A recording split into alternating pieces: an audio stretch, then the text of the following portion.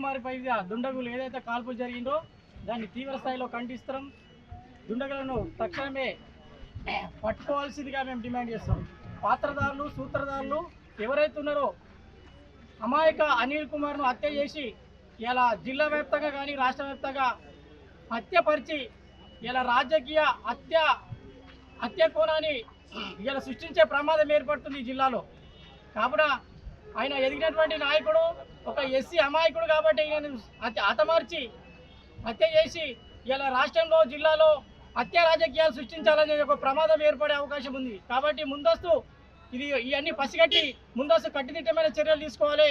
ఏదైతే ఈ దుండగులు ఉన్నారో పూర్తి స్థాయిలో సమగ్ర విచారణ జరిపించి కఠినమైన శిక్షించాలని మేము డిమాండ్ చేస్తున్నాం. ఇలాంటి గ్రామ స్థాయిలో ఉన్నటువంటి రాష్ట్ర జిల్లా స్థాయిలో ఎదిగినటువంటి ఒక ఎస్సీసీఎల్ నాయకుని ఇలా హతమార్చి ఇలా రాజకీయాల్లో ఉన్నటువంటి అంశాలను పక్కదారి పరిచే ప్రమాదం ఉందని చెప్పేసి కూడా ప్రజలు ఆవేదన వ్యక్తం చేస్తున్నారు, ఒక అనుమానాలు వ్యక్తం చేస్తున్నారు. దాని పూర్తి స్థాయిలో ఎవరైతే ఉన్నారో పూర్తి స్థాయిలో ఉన్నటువంటి అందరినీ వెలుగులోకి తీసుకురావాలి. ఎక్కడ ఉన్నా కానీ పట్టుకొని కూడా కఠినంగా శిక్షించాలని చెప్పి మేము డిమాండ్ చేస్తాం. లేని పక్షంలో జిల్లా వ్యాప్తంగా కానీ దళిత సంఘాల ఆధ్వర్యంలో పెద్ద ఎత్తున ఆందోళన సృష్టించే అవకాశం ప్రమాదం ఏర్పడుతుంటే ముందస్తు చర్యలు తీసుకోవాలని మేము డిమాండ్ చేస్తాం. కాంగ్రెస్ పార్టీలో మంచి యువ నాయకుడు మరెల్లి అనిల్ అంటేనే నలుగురికి సాయం చేసుకొని ఈరోజు ప్రబంధ పై హస్తాలతోనే ఆయన మీద ఫైరింగ్ జరగడం చాలా విడ్డూరమైనటువంటి పరిస్థితి.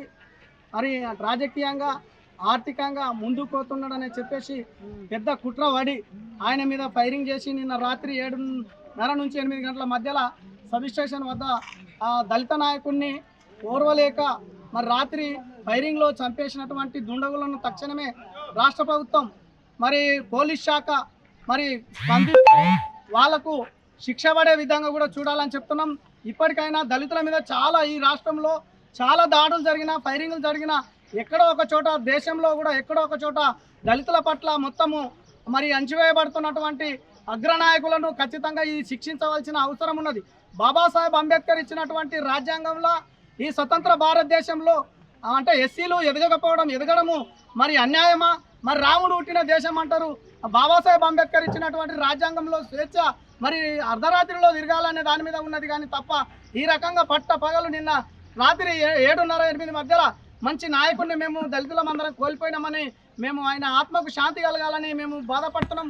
వాళ్ళ కుటుంబీకులను కూడా మేము అలా రోదన వింటే చూడలేని పరిస్థితి ఉన్నది. కాబట్టి తక్షణమే రాష్ట్ర ప్రభుత్వము వాళ్ళని దుండగులను దొరకబట్టి ఖచ్చితంగా ఉరిశిక్ష విధించాలని మేము డిమాండ్ చేస్తున్నాం. వాళ్ళ వెహికల్స్ ఐలెన్స్ వచ్చింది కదా భీము, అది నైట్ టైంలో వాళ్ళ కార్ వెహికల్స్ హై బీమ్స్ వచ్చాక అది బుల్లెట్ అనేటివి మెరిసినాయి, చక్కెర మెరిసాక చూసినాం. 2 ఒక దగ్గర ఉన్నాయి, తర్వాత మిగతా దగ్గర సర్చ్ చేస్తే ఇంకో దగ్గర 2 ఉన్నాయి. తర్వాత అప్పుడు మాకు ఐడెంటిఫై చేసినాం ఇది అటాక్ చేసేదని. అంతవరకు కూడా మేము ఏమనుకున్నామంటే జస్ట్ గుద్దుకుండు కాబట్టి ఎక్కడో గట్టి దెబ్బ తాకింది చనిపోయినాను మేము అనుకున్నాం ఒక 1 అవర్ దాకా. తర్వాత సిఐఎస్ చెక్కింగ్ చేసిన తర్వాత బుల్లెట్స్ దొరికిన తర్వాత అప్పుడు మేము అది అటాక్ చేయడం వల్ల చనిపోయినాను అప్పుడు నిర్ధారించింది. అసలైన తొలి వెలుగు. ఫాలో వాట్సాప్ @తొలి వెలుగు official.